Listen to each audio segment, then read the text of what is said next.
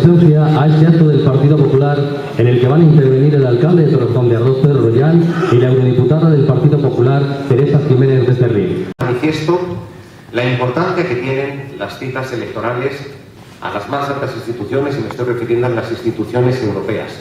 Todas y cada una de las elecciones son difíciles. Y recientemente teníamos una junta directiva regional en el que nos ponían de manifiesto la importancia de las citas electorales, la importancia de esta cita electoral. Y realmente lo es. Realmente lo es. Esto que estoy diciendo ya lo hemos escuchado en otras ocasiones, pero lo cierto es que si en alguna ocasión, si en algún momento ha habido un compromiso electoral europeo importante, por supuesto que va a ser este. Como me vais a permitir que haga una brevísima presentación de Teresa Jiménez Becerril. Nació en Sevilla el 24 de julio del año 61, se licenció en periodismo por la Universidad Complutense en el año 84. Nada más licenciarse comenzó a colaborar con periódicos españoles los más importantes, actividad que no ha dejado en ningún momento. De hecho sigue escribiendo como columnistas en prestigiosos diarios como ABC, El Mundo o La Razón, entre otros. A ello sumó su actividad como emprendedora, que la llevó, entre otros sitios, a vivir en Italia, Reino Unido, desarrollando también una importantísima labor empresarial. Todas estas fueron decisiones que ella adoptó de manera voluntaria, pero sin embargo la vida le deparó otro tipo de experiencias que en ningún momento y en ningún caso ni buscó, ni deseó y por supuesto tampoco esperó, ya que el 30 de enero del año 98 la banda de asesinos de ETA asesinó a su hermano, a don Alberto Jiménez Becerril, por el que por aquel entonces era concejal del Ayuntamiento de Sevilla, y a la mujer de este, la procuradora Ascensión García Ortiz. Alberto y Aspen tenían 37 años de edad y dejaron 3 hijos de 4, 7 y 8 años. Aunque tarde, demasiado tarde, se ha empezado a hacer justicia al dictarse en el pasado mes de noviembre la condena contra la persona que ordenó el asesinato de Alberto y de Aspen, contra José Javier Arizcuren Ruiz, alias Cantauri. La Audiencia Nacional le ha condenado a 56 años de cárcel. A mí particularmente me parecen pocos, pero bueno, mejor eso que nada.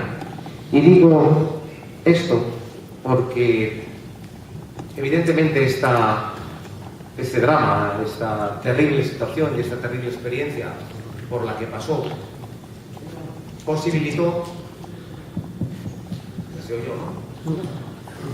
que después del asesinato de Alberto y de Aspen, Teresa se comprometiera aún más con la firme defensa de los derechos humanos de las víctimas del terrorismo en general y de ETA en particular, y en una incansable luchadora contra el terrorismo, sin escatimar ni el mínimo de los esfuerzos. En 2002 asume la presidencia de honor de la Fundación contra el Terrorismo y la Violencia Alberto Jiménez Becerril, desde la cual promueve y realiza numerosas acciones en defensa de la dignidad de las víctimas del terrorismo, a las que siempre defiende y apoya con vehemencia. En el año 2009 nos honra al tomar la decisión de participar activamente junto con nuestra formación política y concurre a las elecciones europeas en el número 3 de la lista del Partido Popular. En el Parlamento forma parte de las comisiones de Libertades Civiles, Justicia y Asuntos Internos, de la Comisión de Derechos de la Mujer y de Igualdad y de la Subcomisión de Derechos Humanos. Además forma parte de la Delegación de las Relaciones Bilaterales entre la Unión Europea con México y con Japón.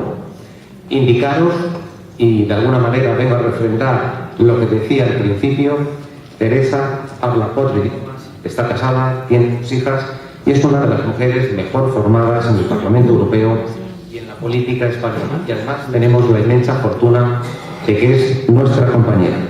Yo no quiero extenderme más, sino simple y llanamente agradecerle su presencia hoy aquí para tratar asuntos tan importantes como la próxima cita del 25 de mayo, en el que todos estamos convocados a las urnas y en el que también, evidentemente, hablará acerca de lo que estime oportuno en la lucha contra el terrorismo. Sin más, Teresa, es un honor y un placer y muchísimas gracias por acompañarnos hoy aquí.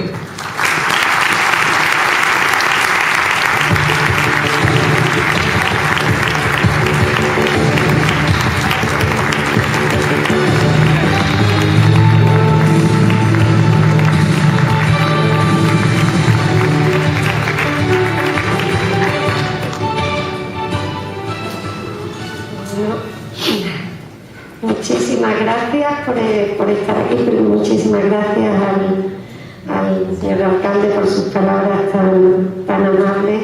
Muchas gracias, Inmaculada, por haber organizado este acto y, por supuesto, a todos los presentes. Para mí es un honor estar hoy aquí. He llegado hace poco de Bruselas. Nosotros trabajamos 3 semanas, estamos en Bruselas y una en Estrasburgo, o sea, estamos siempre fuera de aquí, pero bueno, para mí es un gusto estar entre la gente y explicarles sobre todo, bueno, el trabajo que yo hago, y a través del trabajo también yo creo que es muy importante, que una de las ideas que habíamos pensado tratar aquí es un poco el tema de las próximas elecciones europeas.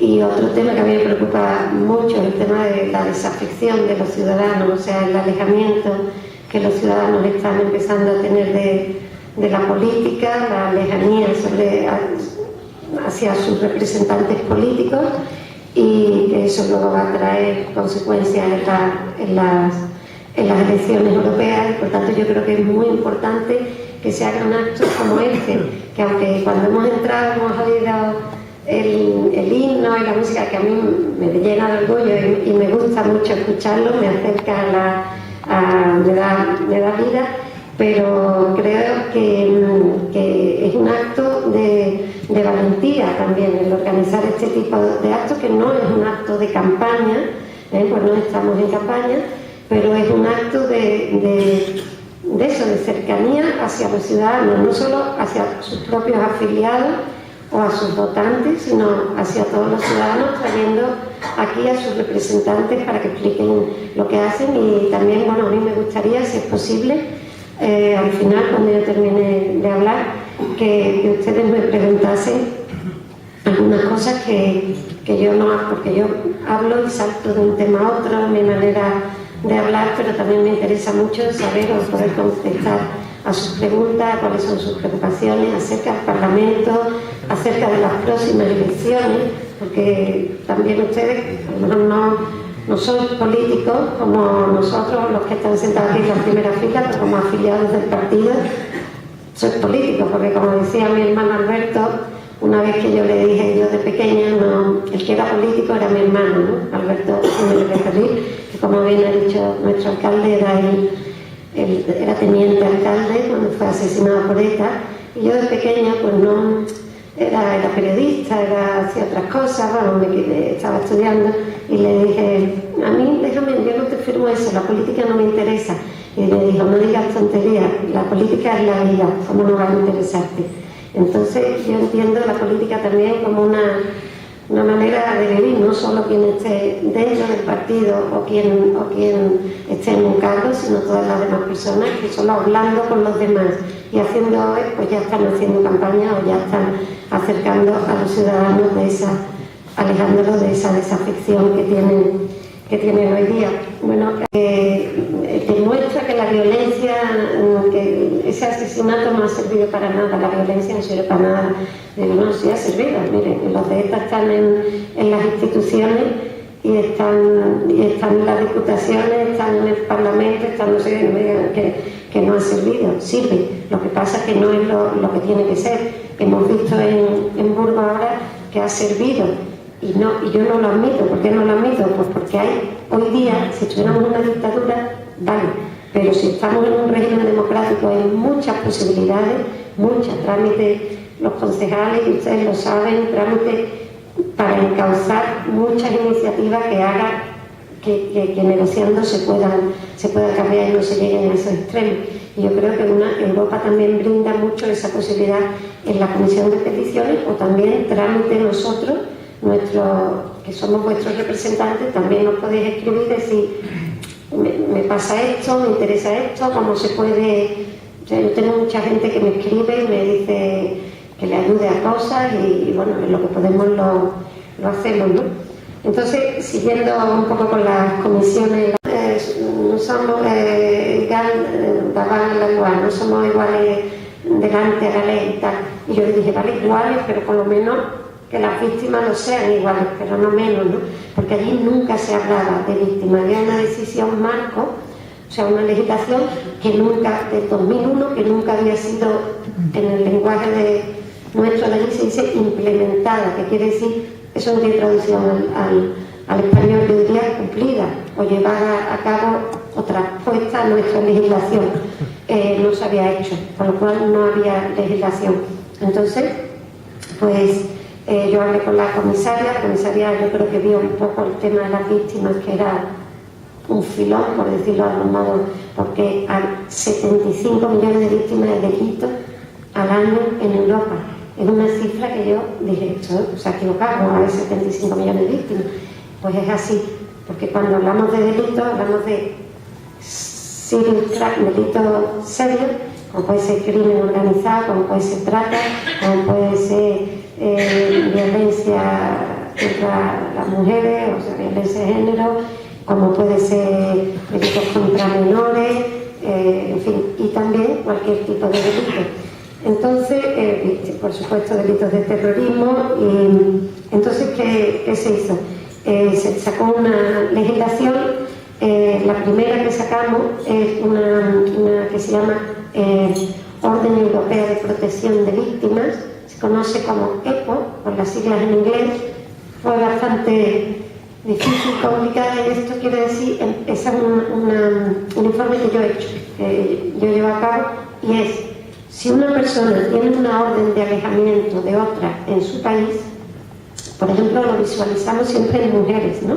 Las órdenes de alejamiento, pues de violencia y tal, pero no, una orden de alejamiento lo puede tener cualquiera, ¿no? O sea, un hombre o... Yo, por ejemplo, tengo una orden de alejamiento, una etarra, de hecho, del círculo de ellos, que me amenazó estando yo en el Parlamento, través de internet, pero muy seriamente y entonces pues la policía belga, la policía italiana, que era donde yo vivía, y todo eso, y luego la justicia aquí, pues bueno, ese hombre se lo juzgó aquí y tiene una orden de alejamiento, no fue a prisión porque no tenían antecedentes, pero era del entorno de ellos, y tiene una orden de alejamiento. Pues si alguien tiene una orden de alejamiento y se va a otro país, bien sea huyendo, bien sea porque quiere mejor vida, pensemos en una mujer, ¿no?, que va huyendo de su pareja o de lo que sea, pues antes tenía que cada vez, cuando llegaba al país, tenía que empezar de cero, volver a denunciar y volver a demostrar que esa persona era un peligro y que había que darle una protección. A raíz de esto hemos conseguido que si tú tienes una orden de alejamiento en tu país, a cualquier país de la Unión que vas, a los 27 países, bueno, somos 28 con Croacia, te tiene que dar el país la protección que da a sus ciudadanos. O sea, tú antes de salir ya lo dices en tu país, ellos se ponen en contacto con el otro estado y tú ya puedes viajar libremente sabiendo que estarás protegido. Es muy interesante porque es una cosa útil, práctica, y sobre todo que las personas no tienen en esa condición de víctima, de miedo y de no conocer el idioma y de nada, que empezar todo ese calvario. Muchas otras asociaciones de víctimas las llevé y hicimos audiencia, estuvimos allí. Ahora, hace poco, he llevado una exposición de la Fundación Miguel Ángel Blanco. Esto ha sido después de la doctrina Parot. Como yo digo, porque como no lo quieren ver, pues le llevé las fotografías allí, para que lo vieran, ¿no? ¿Entiendes? Para metérselo con los ojos, tuvo que ser también, porque esa Fundación Miguel Ángel Blanco es de todo tipo de víctimas, entonces pues también había de Italia, de la Vía Rosa, o había de otros países, muchos otros países, pero también había un buen nutrido grupo de fotografías de ETA. Yo hubiera puesto más, desde luego, pero no fui yo la que llevé la foto. Y entonces pues nada, estuvimos allí hablando. Yo, por ejemplo, como pueden imaginar, he hecho todo lo que estaba en mi mano para que esa doctrina para que esa decisión no fuera tomada, que tantísimo daño nos ha hecho no solo a las víctimas, sino a todos los españoles, porque yo considero que víctimas son todos los españoles víctimas de ETA. Nosotros somos los que nos llevamos la peor parte, pero España ha sufrido y sufre por la organización terrorista todavía sus consecuencias, con lo cual yo creo que yo grabé vídeos, hablé escribí cartas a los comisarios, hice todo lo posible, pero el Consejo de Europa no depende de la Unión Europea, no es un tribunal de justicia de la Unión Europea. La Unión Europea tiene un tribunal de justicia que está en Estrasburgo, que nada tiene que ver con esto. El Consejo de Europa tiene otros países que no están en la Unión Europea, es otra cosa, y España pertenecía al Consejo de Europa, y entonces, bueno, la gente, me imagino que muchos de ustedes se preguntarán, yo sé que hay mucho descontento, que la gente está muy disgustada con todo eso, la gente piensa que se podía haber hecho más. Yo personalmente creo que siempre se puede hacer más. Desde luego no creo que no se pudieran cumplir, eso no se podía sin salirse del Consejo de Europa.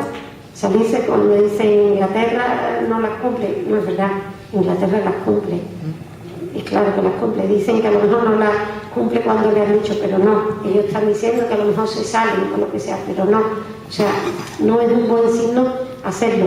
Otra cosa que yo considero que ha hecho mucho daño ha sido la celeridad con la que han salido los presos, ¿no? Era evidente que había que sacarlo, y era evidente que si uno había presentado un recurso, eso era como una cosa, efecto dominó. Los demás, todos los tenían pedido y todos lo iban a pedir, y a todos los iban a tener que sacar.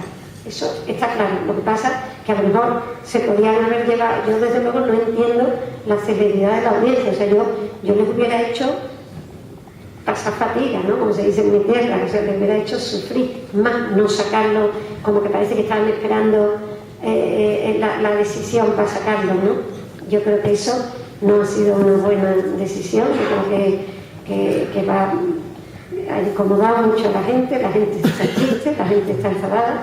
Mi postura y lo que yo hablo y lo que yo escribo en mis artículos, que soy monotemática, o sea, si uno coge un artículo mío de hace 10 años y coge el de ayer, o de hace unos días en el ABC, que se llamaba Ultra de la Decencia, ¿no? Porque a mí cuando dicen que las víctimas del terrorismo somos ultra, y tal, digo, no, yo soy ultra de la moral, ultra de la verdad, ultra de la decencia y ultra de la razón. O sea, yo lo que no entiendo es que hagan manifestaciones para que salgan a la calle o para que se le dé trato de favor a los que pusieron un coche, una furgoneta, la dejaron caer cuando estaban oyendo que en el patio donde eso iba a caer había niños. O sea, que en el País Vasco salgan pidiendo y salgan 100.000 personas a la calle y salgan mujeres y hombres que seguramente al día siguiente van a la iglesia y comentan en la iglesia lo bien que estuvo la manifestación, y que salgan pidiendo, o el obispo Uriarte, que salga hoy diciendo que era un terrorista y que está preso por terrorismo, tiene que salir a la calle, que eso exista y que estas personas salgan con una pancarta diciendo que el asesino tiene que salir. Eso es increíble, eso es demente. No somos nosotros los que tienen el problema, lo tienen allí. Pero poco se puede hacer contra eso, poco se puede hacer contra eso, poco se puede legislar contra eso, poco, porque eso está en la educación. Habría que empezar desde abajo y habría que enseñar a los niños y habría que nos lleven a nosotros, o que, no lo sé, que le mostremos la verdadera cara de ETA, ¿no? Entonces yo considero que ante eso poco podemos hacer. Yo lo que sí creo, y lo digo aquí, lo digo a cualquiera que me escuche, es que no tenemos que tener prisa en gestionar este supuesto fin de ETA, porque yo final de ETA no veo. Cuando dicen está derrotada. Bueno, sí, ETA nos mata, es evidente, ¿no? Pero entregar las armas, yo no veo, posiblemente nunca veamos la imagen que queremos ver de la montañita con las armas y todo eso, ¿no? Será una rendición a plazos y tal, pero de momento todavía están armados, todavía tienen poder. O sea, me incautó el otro día documentos y bueno, yo creo que estamos ante posible final de ETA, pero que desde luego no tenemos que correr. Ellos nos han hecho sufrir durante más de 50 años, humillados, secuestrados, matados, de todo, para que nosotros vayamos ahí ahora detrás de ellos. Como yo digo, no puede ser que nosotros vayamos a contentarle a ellos. ¿Por qué? Porque nosotros a ETA no le debemos nada. Es ETA la que nos lo debe a nosotros. Y nos debe la vida de nuestros seres. A mí me debe la vida de mis seres queridos. Y a los españoles les debe todo lo que le ha quitado de tranquilidad y de lo que han tenido que pasar. Por lo tanto, como yo digo, que les den una silla y que se esperen sentados los de ETA. Y que si nos matan, los quieren matar, aquí estamos.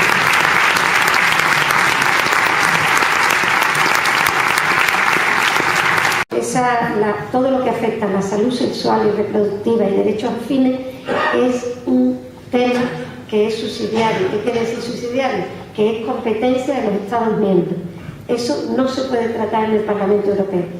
Ha quedado claro siempre, quedó claro en una votación que se hizo el otro día, pero ellos, no contentos, lo siguen llevando y lo siguen llevando. ¿Por qué lo llevan siempre? En los informes de la Comisión Mixta de Mujer lo meten siempre. Es decir, yo estoy legislando sobre un tema de pensiones de personas de edad o de la situación de pobreza de la mujer en la crisis y cómo las mujeres que tienen europeas, que tienen mayores, que tienen pensiones más bajas, son las que más están sufriendo y tal, y ellos ponen enmiendas sobre la salud sexual y reproductiva. Pero eso que tiene que ver aquí. ¿Por qué lo hacen? Pues porque saben que eso a nosotros nos crea conflicto y entonces van a ir en ese sentido, ¿no? O estamos trabajando, por ejemplo, en la igualdad de salario. Yo una cosa que no entiendo es por qué la mujer tiene que cobrar un 17%, 16,2% menos en la Unión Europea que el hombre por un trabajo de igual valor. Yo no sé lo que ustedes piensan, pero bueno, yo lo considero inaudito que la mujer tenga que cobrar menos que el hombre. Bueno, pues es así. La gente dice, eso no es así, porque yo cobro igual que mis compañeros, yo también yo cobro igual que mis compañeros, pero eso está demostrado y hiperdemostrado en las estadísticas que cobran menos. ¿Por qué?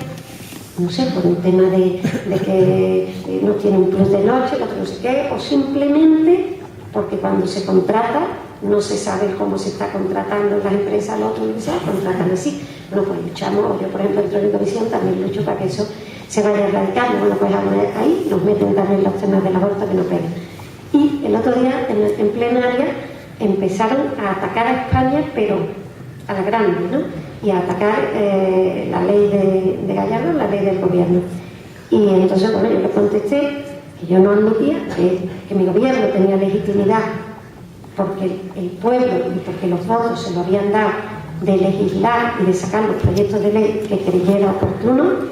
Otra cosa es que luego se discutieran que esa batalla que ellos estaban o querían dar en Europa la tenían que dar en España. Lo que pasa es que ellos no son democráticos. Cuando no les gusta el campo de juego, deciden que no se juega el partido. Y es lo que hacen. Y entonces lo llevan a Europa para intentar ganarlo allí. Pero allí no lo van a ganar porque allí el comisario, que además era socialista, les dijo que es que Europa no tenía nada que decir al respecto. Por lo tanto, ahí no lo tienen. Y bueno, tampoco soporto esa manera que tenían de hacer creer, o sea, ellos no quieren discutir nada que tenga que ver, como yo les dije, digo, ustedes tienen alergia a hablar del no nacido, del derecho del no nacido. ¿Por qué? O sea, hay que hablar de una conciliación entre los derechos de la mujer con los derechos del no nacido. Y tenemos que llegar a un consenso y tenemos que hablar, pero no pueden ustedes decir que eso es así, o no puede la holandesa decir que es que en su país hasta 6 meses pueden abortar y que eso es lo bueno. Como le contestó el diputado polaco, yo soy polaco, en mi país no se puede y usted no es mejor que yo, o su país no es mejor que el mío, ¿entiende? Entonces, esa prepotencia que tienen a veces viendo esa soberbia a estos asuntos, pues hay que ponerlo en su sitio, ¿no? Para que no tengan siempre razón ellos y se crean también mejores. Rastro de la imagen de España, por supuesto. En el Parlamento, dentro del Parlamento, ellos no han podido hacer nada, o sea, yo han hecho muchísimo. Yo recibí el otro día un libro, que además no lo recibieron todos los diputados, creo que solo 2 o 3, no sé por qué me mandaron a mí. Un libro increíble, cómo explicando, pero con fotos, las agresiones de España, empezando en 1714, cuando Felipe V, cuando los tratados de Nueva Planta, o sea, una cosa, cuando la guerra de sucesión que hubo en España, bueno, cuando entraron, se fueron Austria y vinieron los Borbones, todo luego, como España en la guerra civil, o sea, una cosa, y eso iba dirigido a todos los diputados nuestros, que no eran españoles, ¿no? Pero a mí me lo mandaron también. Luego, pero no han conseguido, o sea, nuestros comisarios lo han dicho por activa y por pasiva, que no, que si, además está claro, o sea, si Cataluña deja España, automáticamente sale de la Unión Europea. No es posible, o sea, para hacer eso hay que cambiar los tratados, y como los tratados necesitan, para ser cambiados, de la unanimidad de todas las naciones, pues es imposible. Nunca van a tener el apoyo de España, nunca van a tener el apoyo de otras naciones, pero bueno, ni siquiera el de España. Entonces, ellos lo saben, pero ellos siguen haciendo esto. Que si hace daño, yo creo que no... Yo creo que creen que no se va a dar ese paso. Entonces yo creo que en el fondo las empresas, yo creo que puede hacer daño en el sentido que muchas empresas se puedan ir a otras partes de España, ¿no? Hay empresas porque ya están diciendo que ponen sus fábricas en otros sitios y tal, y desde luego si una cosa así se produjese, que yo creo absolutamente que no se va a producir, pues evidentemente entonces traería mucho daño. ¿Que se está afectando, creen que España? Yo creo que no, yo creo que lo encuentran un problema. Saben que en España hemos tenido y tenemos un problema enorme con País Vasco y con Cataluña, con los nacionalismos, pero yo creo que están alabando los progresos de España y eso. Yo espero que no, que al final la sensatez, lo que pasa es que ahí les han mentalizado tanto de que van a ser más ricos, van a estar mejor. Los catalanes les importa también mucho la pena, ¿no? Muy normal, y evidentemente están sufriendo la crisis como todos los demás españoles, mucho, y no hay trabajo, y entonces si le dicen que la culpa de eso la tiene España, y lo dicen repetidamente y lo demuestra, porque además son hábiles, saben y todo esto, pues entonces le dicen, es que nosotros solo estaríamos mejor, seríamos más ricos. Pues entonces se lo creen, y muchas de esas personas eso. Luego también si en los colegios le están todo el día aleccionando, hasta los niños pequeños los llevan a las manifestaciones, les aleccionan, pues al final. Pero bueno, yo creo que en Europa, en el Parlamento desde luego, no tienen nada que hacer. Cuando organizan algo van 4 gatos, más ha vuelto ahí, se ha querido entrevistar con 80.000 y no lo han logrado. No tienen, o sea, se están quedando cada vez, yo creo que tenían más sitio y más imagen antes que de la que tienen ahora. O sea, se está empobreciendo la imagen de Cataluña, no la de España, la de Cataluña. Yo hace ya algún tiempo que me afilié al Partido Popular. Creo que lo hice antes que Teresa. Y desde luego una de las razones que justificaron y que motivaron el que diera ese paso fue, por encima de todo, el derecho de las libertades, el derecho de la opinión y el derecho a tener, pues, un modelo político en mi cabeza. Por lo tanto, para mí fueron mis principales referentes aquellos que fueron víctimas del terrorismo. Por desgracia, Alberto y Asten lo fueron y no tuvieron la posibilidad de contarlo. Otros tuvieron más fortuna y como ejemplo a nuestro presidente de honor, a José María Aznar, que si no llega a ser por la fortuna, por la suerte y por el coche blindado, pues lo habría tenido muy difícil. Y al hilo de lo que yo estoy comentando, hace tan solo unos días hemos tenido la fortuna de tener un ejercicio democrático dentro de nuestra organización política local, dentro del Partido Popular de Torrejón de Ardoz, en el que Alejandro Coronado Prieto ha sido elegido el nuevo presidente de Nuevas Generaciones, y quiero que nos acompañe aquí porque desde luego el que su primera aparición pública sea con alguien de la calidad humana, de la solidez humana y de la trayectoria política y del compromiso de Teresa Jiménez de Ferril, creo que va a ser tu mejor anfitriona sin ningún lugar a dudas. Alejandro, si eres tan amable, acompáñame.